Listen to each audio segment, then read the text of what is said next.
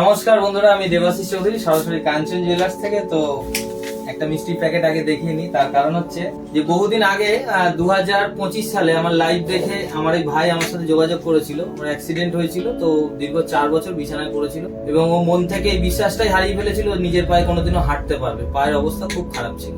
তো ভাই আমার সাথে কথা বলার পরে আমি ভাইকে বলেছিলাম যে চিন্তার কোনো কারণ নেই, আমি এমন একটা জিনিস তোমাকে দেবো যে তুমি 1 বছরের মধ্যে নিজে পায়ে হেঁটে আমার কাছে দেখা করতে আসবে। তো সেটা সেদিনকে ওর বিশ্বাস হয়।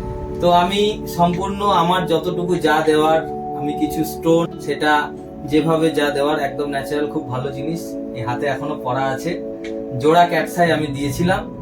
তো সেটা পরার পরে 1 বছরের মধ্যে সুস্থ হয়েছে এবং যা বাধা বিঘ্ন কাজবাজ যেখানে যা আটকে ছিল সেগুলো মিটে গেছে। এখন নিজের কর্মজীবনে ফিরেছে।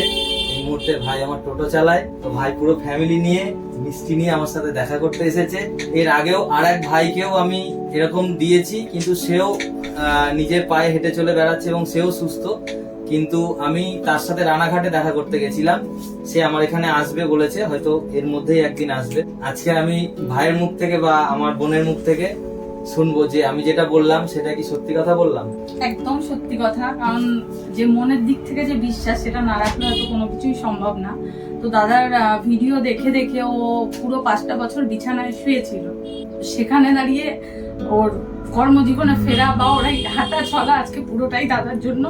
আমি সবাইকে অনুরোধ করবো, যদি সেরকম কোনো প্রবলেম থেকে থাকে আপনারা দাদার সাথে যোগাযোগ করুন। আমি আশা করি, মন থেকে আমি বিশ্বাস করি আপনারাও সাকসেস পাবেন। বলার আর কিছু নেই।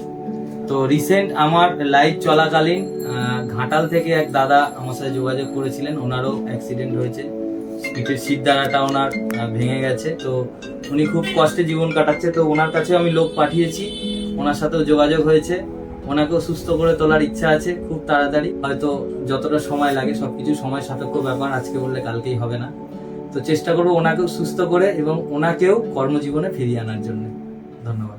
ভরসার একটা আয়না, কাঞ্চন জুয়েলার্স।